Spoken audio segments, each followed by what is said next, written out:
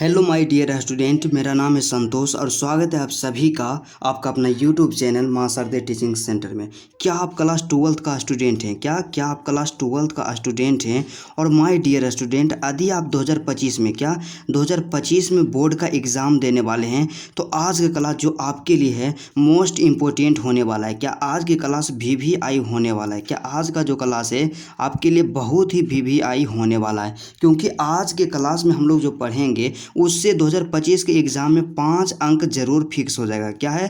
5 अंक जरूर फिक्स हो जाएगा और मोस्ट इम्पोर्टेंट टॉपिक है। तो आज के क्लास में हम लोग पढ़ने वाले हैं ना माय डियर स्टूडेंट, उसका नाम है आवेदन पत्र। क्या आवेदन पत्र? क्या आवेदन पत्र के बारे में हम लोग पढ़ेंगे आज के क्लास में कि 2025 एग्ज़ाम के लिए क्या है कि 2025 एग्ज़ाम के लिए कौन सा इम्पोर्टेंट आवेदन पत्र है और कौन सा आवेदन पत्र हमें तैयार करके जाना है कि 2025 एग्ज़ाम में 100% लड़ जाए। क्या 100% लड़ जाए? तो चलिए आज का क्लास माय डियर स्टूडेंट बिना टाइम का इन्वेस्ट किए हुए स्टार्ट करते हैं।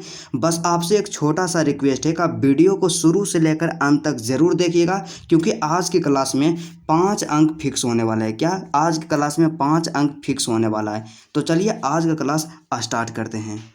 तो आवेदन पत्र को लिखने से पहले हम लोग क्या करेंगे कि हमारा जो इंटर का एग्ज़ाम होता है उसमें सबसे मोस्ट पॉपुलर आवेदन पत्र क्या है, कौन कौन से आवेदन पत्र पूछा जाता है और 2025 के लिए आवेदन पत्र कौन इम्पोर्टेंट है। तो आपको माय डियर स्टूडेंट आपको मात्र एक आवेदन पत्र तैयार करना है। कितना आवेदन पत्र? एक आवेदन पत्र तैयार करना है और इसी से 2025 में इसी से 2025 में आएगा और बिल्कुल सरल और आसान आवेदन पत्र है। क्या बिल्कुल सरल और आसान आवेदन पत्र है। तो सबसे पहले क्या है कि आपको जो आवेदन पत्र तैयार करना है प्रधानाचार्य या प्रधानाध्यापक के पास, क्योंकि कि हम क्या किए हैं कि 2011 से लेकर के 2011 से लेकर के 2024 तक के जितने भी पेपर पूछा गया है सबका एनालिटिक्स किए हैं। क्या सबका क्या किए? अध्ययन किए और उससे एक ही चीज़ स्पष्ट हुआ कि जो कि सबसे मोस्ट इम्पोर्टेंट टॉपिक है प्रधानाचार्य, और प्रधानाचार्य के पास किन किन टॉपिक पे आवेदन पत्र पूछा जाता है वही यहाँ पे दिया गया। और यहाँ पे क्या है, यहाँ पे टोटल जो है प्रधानाचार्य के पास 4 आवेदन पत्र पूछा जाता है। क्या 4 आवेदन पत्र पूछा जाता है? पहला मासिक शुल्क, दूसरा परीक्षा शुल्क, तीसरा जुर्माना शुल्क और चौथा जो है दंड अनुपस्थिति दंड शुल्क। क्या? अनुपस्थिति दंड शुल्क। इसमें देखिए आवेदन पत्र कैसे पूछा जाता है। यदि आप पिछला ईयर का क्वेश्चन देखे होंगे तो आपको अनुभव होगा, और यदि अनुभव नहीं है तो घबराने की कोई बात नहीं है। तो आवेदन पत्र देखिए आपसे कैसे पूछेगा कि अपने प्रधानाचार्य के पास एक आवेदन पत्र लिखें जिसमें मासिक शुल्क का माफ हो या जिसमें परीक्षा शुल्क माफ हो या परीक्षा शुल्क माफ करने हेतु अपने प्रधानाध्यापक के पास आवेदन पत्र लिखें, या आपसे पूछ देगा कि जुर्माना शुल्क माफ करने हेतु अपने प्रधानाध्यापक के पास आवेदन पत्र लिखें। मतलब सिंपली यदि देखा जाए तो 2025 एग्जाम के लिए मात्र आपको इन 4 टॉपिक पे आवेदन पत्र तैयार करना है। क्या इन 4 टॉपिक के आवेदन पत्र तैयार करना है? तो आप लोग को लगता होगा कि हम 4 टॉपिक पे आवेदन पत्र तैयार करेंगे तो 4 आवेदन पत्र हो जाएगा, लेकिन ऐसा बात नहीं है। क्या? लेकिन ऐसा बात नहीं है। मात्र आपको हम बताए हैं कि एक आवेदन पत्र तैयार करना है और इसी पे चारों दम बैठ जाएगा। सिर्फ आपको क्या करना है कि शुरू से लेकर के अंत तक देखना है। तो सबसे पहला क्या है, सबसे पहला जो यहाँ पे है मासिक शुल्क माफ करने हेतु आवेदन पत्र लिखें अपने प्रधानाचार्य के पास। यह 2016 में पूछा गया था। क्या? 2016 में पूछा गया था और 2021 में भी पूछा गया था। उसके बाद परीक्षा शुल्क माफ करने हेतु अपने प्रधानाचार्य के पास एक आवेदन पत्र लिखें, 2020 में पूछा गया था। कब पूछा गया था? 2020 में पूछा गया था। यहाँ ध्यान दीजिएगा 2020 में। उसके बाद जुर्माना शुल्क माफ करने हेतु अपने प्रधानाध्यापक के पास एक आवेदन पत्र लिखें, 2019 में पूछा गया था और उसके साथ ही साथ 2023 में भी पूछा गया। क्या? 2023 में भी पूछा गया, राइट। उसके बाद एक और इसी में है कि अनुपस्थिति दंड शुल्क। क्या? अनुपस्थिति दंड शुल्क माफ करने हेतु अपने प्रधानाचार्य के पास एक आवेदन पत्र लिखें, जो कि 2022 में पूछा गया है। क्या? 2022 में पूछा गया है। बस आपको इन्हीं 4 टॉपिक पे आवेदन पत्र तैयार करना है और 2025 के एग्ज़ाम में ध्यान दीजिएगा आप लोग माय डियर स्टूडेंट, क्या है 2025 के एग्ज़ाम में 5 अंक फिक्स हो जाएगा। क्या? 5 अंक फिक्स हो जाएगा।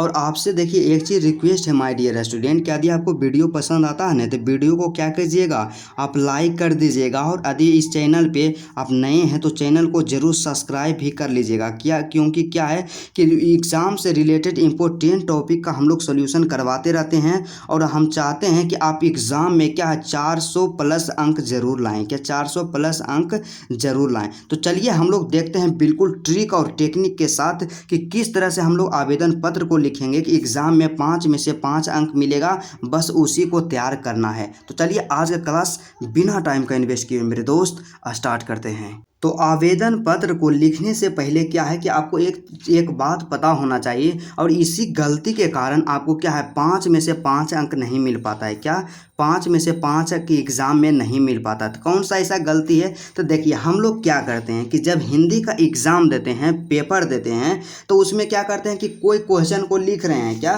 कोई क्वेश्चन को जैसे हम लिख रहे हैं, मान लिया जाए कि जो हमारे पास एक पेपर है, ठीक है, इसको लिख रहे हैं, तो क्वेश्चन को ऐसे लिखें ई पेज में यहाँ भर गया, मतलब यहाँ तक भर गया और आ गया आवेदन पत्र लिखे ले। और हम की करते हैं गलती कि यहाँ से फिर हम लिखना स्टार्ट कर देते हैं कि सेवा में श्रीमान। ऐसा मिस्टेक नहीं करना है, क्योंकि यदि आप ऐसा मिस्टेक करते हैं, ऐसा गलती करते हैं, तो उसका जो आवेदन पत्र का जो फॉर्मेट होता है, उसका जो स्ट्रक्चर होता है वही गड़बड़ा जाता है। और जब स्ट्रक्चर गड़बड़ाता है तो आवेदन पत्र जो है आपका अच्छा नहीं देखने में लगेगा। आपको क्या करना है कि उस पेज को छोड़ करके जब भी आवेदन पत्र लिखना है एक नया पेज से स्टार्ट करना है। क्या करना है, एक नया पेज से स्टार्ट करना है।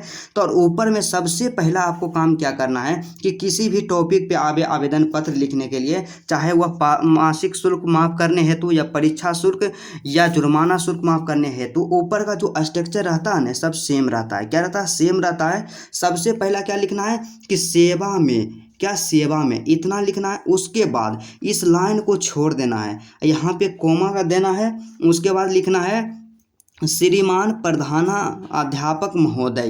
क्या लिखना है, श्रीमान प्रधानाध्यापक महोदय। मतलब कोई भी आवेदन पत्र यदि प्रधानाध्यापक के पास लिखल रहे ना तो यही स्ट्रक्चर से लिखाएगा। सबसे पहले सेवा में दिए, इस लाइन को छोड़ दिए, कोमा दिए, उसके बाद श्रीमान प्रधानाध्यापक महोदय दिए, ठीक है। उसके बाद आपको क्या करना है कि यहाँ पे अपना विद्यालय का नाम, क्या अपना विद्यालय का नाम लिखना है। क्या करना, अपना विद्यालय का नाम लिखना है कि आप जिस विद्यालय में पढ़ रहे हैं, आपका एडमिशन जिस विद्यालय में है 12th क्लास में, तो वहाँ पे यहाँ पे क्या करना, अपना विद्यालय का नाम लिख देना है। जैसे कि मेरा विद्यालय जो है पहले था कि राजू सिंह महाविद्यालय ओठमा, तो यहाँ पे लिख देंगे राजू सिंह महाविद्यालय ओठमा। मतलब क्या करना, आपको विद्यालय का नाम लिख देना है। और ये जो ब्रैकेट जो यहाँ पे हम दिए हैं ना, ब्रैकेट का इस्तेमाल नहीं करना है। क्या करना, ब्रैकेट का इस्तेमाल नहीं करना है।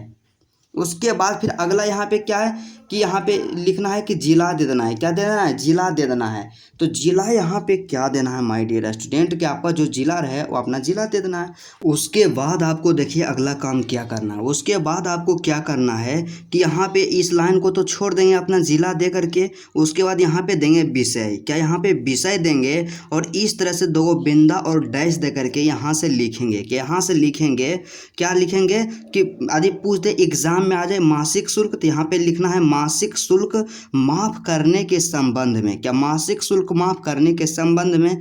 यदि यहाँ पे आ जाए परीक्षा शुल्क, तो परीक्षा शुल्क माफ करने के संबंध में। और यदि आपसे पूछ दे एग्जाम में कि जुर्माना शुल्क माफ करने हेतु आवेदन पत्र लिखें, तो यहाँ पे आपको क्या लिख देना है, जुर्माना लिख देना है। क्या, जुर्माना लिख देना है। तो यहाँ से क्या हो जाएगा, जुर्माना शुल्क माफ करने के संबंध में। क्या, जुर्माना शुल्क माफ करने के संबंध में। मतलब सीधा सा यहाँ से आप समझिए कि आवेदन पत्र आप जिस कारण से लिख रहे हैं, जिस उद्देश्य से लिख रहे हैं, उसी को यहाँ पे लिखना है। क्या करना, उसी को यहाँ पे लिखना है। और मैक्सिमम स्टूडेंट यहाँ गलती करते हैं, जिसके चलते आपको पूरा अंक नहीं दिया जाता है। उसके बाद फिर इतना लिख दिए, इस तरह से दे देना है पहिया, ठीक है। उसके बाद यहाँ पे लिखना है महाशय। क्या लिखेंगे, महाशय। महाशय लिखें, यहाँ पे कोमा दे देंगे इस तरह से, और इस लाइन को छोड़ देंगे। और कोमा के जस्ट नीचे से, क्या, कोमा के जस्ट नीचे से हम लोग लिखना स्टार्ट करेंगे कि सविनय निवेदन है कि। क्या, सविनय निवेदन है कि तीनों में से कोई रहे, चारों में से, परीक्षा शुल्क रहे या जुर्माना शुल्क रहे या अनुपस्थिति दंड शुल्क रहे या मासिक शुल्क रहे, सबका यही होगा स्ट्रक्चर और सब में यह बात लिखना है। सिर्फ यहाँ पे चेंज होगा, यदि जुर्माना रहेगा तो यहाँ जुर्माना लिख दीजिएगा, ठीक है।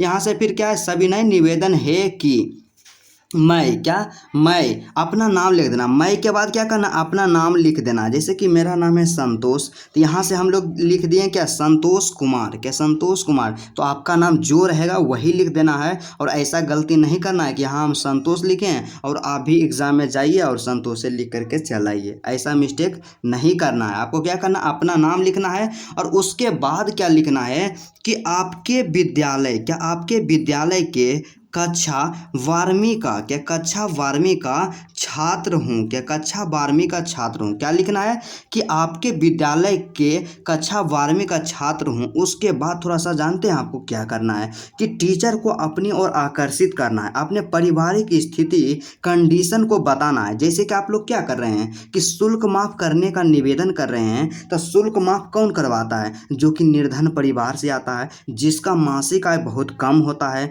जो पढ़ाई के लिए क्या है पूरा पर्याप्त मात्रा में उनके पास पैसा नहीं होता है। इसलिए आपको क्या करना है कि अपने पारिवारिक स्थिति को बताना है। तो यहाँ पे लिखना है माय डियर स्टूडेंट कि मैं बहुत ही, क्या, मैं बहुत ही निर्धन परिवार, क्या, मैं बहुत ही निर्धन परिवार से हूँ। क्या करना है, यहाँ लिखना है कि मैं बहुत ही निर्धन परिवार से हूँ। उसके बाद फिर क्या लिखना है, थोड़ा सा और लिखना है कि 8 सदस्यों वाले परिवार, क्या, 8 सदस्यों वाले परिवार। जैसा कि मेरे परिवार में टोटल 8 सदस्य हैं, तो हम तो यहाँ 8 लिख दिए, लेकिन आपके परिवार में हो सकता है 6 सदस्य रहें या 4 सदस्य रहें या 10 सदस्य रहें या कुछ भी सदस्य, मतलब जितने सदस्यों की संख्या रहे वहाँ पे शो कर देना है। कोई फिक्स नहीं है, यदि इधर उधर थोड़ा सा मिस्टेक भी होगा, गलती भी होगा, तो कोई दिक्कत इससे नहीं होता है।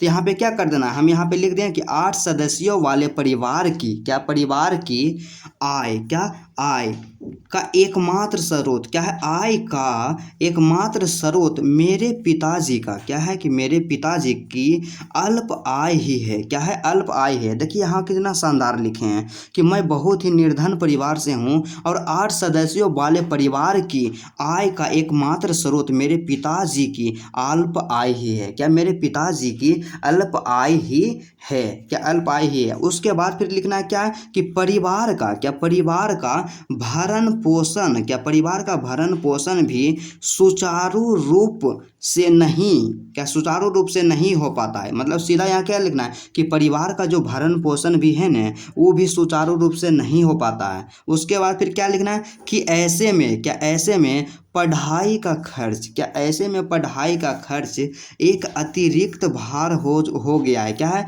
कि इस स्थिति में, ऐसे में, इस कंडीशन में, यहाँ ऐसे लिखना है कि इस ऐसे स्थिति में पढ़ाई का जो है भार एक अतिरिक्त हो गया है, क्या, अतिरिक्त भार हो गया। उसके बाद फिर क्या करना है, इतना हम लिख दिए, ज़्यादा डिटेल्स नहीं लिखना है, क्योंकि क्या करना है आपको एक ही पेजा में सबको कंप्लीट कर देना है, ठीक है।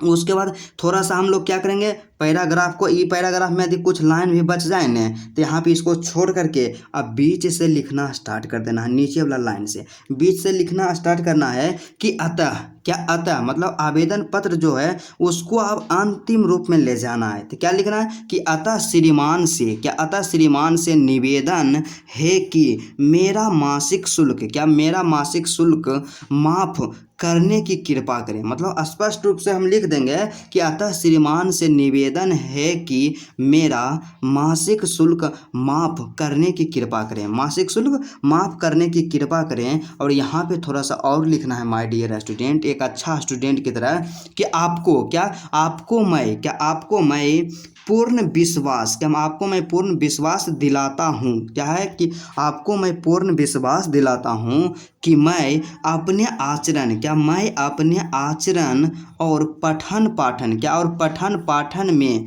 किसी भी प्रकार के शिकायत का मौका ना दूंगा, क्या, किसी भी प्रकार के शिकायत का मौका जो है नहीं दूंगा। उसके बाद फिर क्या करना है कि जहाँ पे समाप्त होगा कि शिकायत का मौका नहीं दूंगा, उसके बाद फिर क्या करना है कि एक लाइन छोड़ना है आपको। उसके बाद फिर यहाँ से लिखना है माय डियर स्टूडेंट, थोड़ा सा ठीक ढंग से यहाँ से अच्छा से लिखना है। क्या लिखना है कि आपका आज्ञाकारी शिष्य, क्या आपका आज्ञाकारी शिष्य। यदि लड़का होंगे तो यहाँ पे आप लोग क्या लिख दीजिएगा, शिष्य लिख दीजिएगा। और यदि आप लड़की हैं, लड़की आवेदन पत्र को लिख रही है, तो वहाँ पे आप क्या कीजिएगा, शिष्या दे दीजिएगा। क्या, शिष्या, इस तरह से डैश दे दीजिएगा। उसके बाद आपको फिर क्या करना है, नाम लिख देना है अपना। क्या, नाम लिख देना है। देखिए आप लोग एक मिस्टेक और की करते हैं कि नाम लिखना है तो आप लोग पहले नाम लिखते हैं और यहाँ पे अपना नाम फिर लिख देते हैं। जैसे मेरा नाम है यहाँ संतोष, तो यहाँ नाम दे करके या ऐसे करके हम लिख देंगे संतोष। लेकिन ये गलत तरीका है। आपको नाम कहने का मतलब हम यहाँ इंडिकेट किए हैं कि वहाँ पे नाम नहीं, इवला नहीं लिखना है, सिर्फ अपना नाम यहाँ पे लिख देना है संतोष। और उसी तरह से फिर यहाँ कक्षा जो है इवला लिखना है कि कक्षा और क्रमांक यहाँ लिख करके, और इस तरह से डैश दे करके यदि कक्षा 12वीं के हैं तो 12वीं के हैं तो यहाँ पे लिख दीजिएगा 12वीं, और रोल नंबर जो आपका क्रमांक है वहाँ पे आप क्या कीजिएगा, लिख दीजिएगा। और एक चीज़ यहाँ और इंक्लूड कर दीजिएगा, आप यहाँ डेट दे दीजिएगा। क्या, आप यहाँ डेट दे दीजिएगा। और हिंदी में यदि आप लिख रहे हैं ना तो यहाँ पे दिनांक के लिखिएगा। क्या, दिनांक लिखिएगा, क्योंकि इंग्लिश का यूज नहीं करना है। और जिस दिन आप आवेदन पत्र लिख रहे हैं उसी दिन का यहाँ पे क्या करना है, डेट दे देना है। तो इसी तरह से आपको क्या करना है, बस इसमें क्या है, दो ये जगह चेंज करना है। एगो यहाँ पे चेंज करना है माय डियर स्टूडेंट, यदि जे पूछे जुर्माना दे देना है। मासिक शुल्क के बारे में लिखने के लिए रहे तो यहाँ पे मासिक शुल्क दे देना है। यदि परीक्षा शुल्क माफ करने के संबंध है तो आवेदन पत्र लिखे आ जाए तो यहाँ पे परीक्षा शुल्क दे देना है। और एक यहाँ पे फिर चेंज करना है, वही काम करना है कि मासिक शुल्क है तो मासिक शुल्क दिए, परीक्षा शुल्क है तो परीक्षा शुल्क देंगे। और यहाँ पे जितना हम आपको बताए हैं, क्या, जितना हमको आपको बताए हैं चारों यहाँ पे, और चारों देखिए आप कई बार पूछा गया 2016, 21, 2020, 2019, 2023, 2022, इस तरह से पूछा गया और मोस्ट पॉपुलर है। और 100% श्योरिटी के साथ बताते हैं कि 2025 में, क्या, 2025 का जो एग्ज़ाम होगा इसी में से कोई पूछा जाएगा। और बिल्कुल आसान है, मात्र आपको क्या करना है, इसको तैयार कर लेना है और एग्ज़ाम में 100% आएगा। तो चलिए, यदि आपको वीडियो अच्छा लगा तो वीडियो को दिल से आप लोग क्या कर दीजिएगा, लाइक कर दीजिएगा। क्या, लाइक कर दीजिएगा। और मेरे चैनल पे यदि आप नए हैं मेरे दोस्त तो चैनल को ज़रूर सब्सक्राइब कर लीजिएगा, क्योंकि इसी तरह से हम लोग इम्पोर्टेंट टॉपिक का सॉल्यूशन करवाते रहते हैं। और मेरा यही टारगेट है कि आप जब भी अंक लाइए 400 प्लस लाइए। क्या, 400 प्लस लाइए, क्योंकि 400 प्लस लाने का बहुत सारा बेनिफिट्स है। क्योंकि क्या होता है कि आपका जो है इंटर जब आप पास कीजिएगा, जब आप 10वां पास किए थे तो आपको 10,000 रुपया मिला था फर्स्ट डिवीज़न के लिए। और आप इंटर पास कीजिएगा, 12वीं का क्लास का आप एग्ज़ाम दे करके पास कीजिएगा तो आपको क्या है कि पैसा तो लड़का को मिलेगा नहीं, लड़की को तो मिलबे करेगा। और लड़की के लिए भी फ़ायदा है कि यदि आपका जानते हैं 80% नंबर रहेगा ना, कम से कम मिनिमम 80%, तो लड़का और लड़की दोनों को क्या होता है माय डियर स्टूडेंट, अलग से 36,000 रुपया मिलता है। क्या, 36,000 रुपया मिलता है, जो कि NSP के द्वारा मिलता है। क्या, NSP के द्वारा मिलता है। और 36,000 जो है आपके पढ़ाई में बहुत मदद करेगा।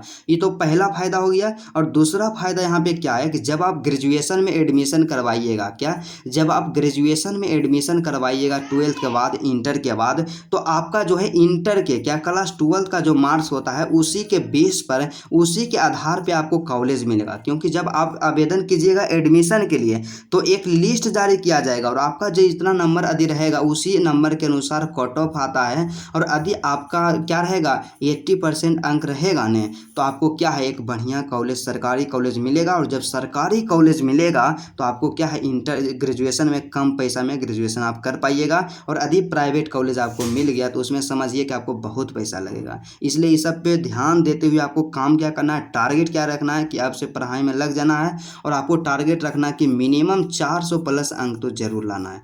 तो चलिए, आज का क्लास यहीं तक रहता है, फिर मिलते हैं नेक्स्ट क्लास में और नेक्स्ट टॉपिक के साथ।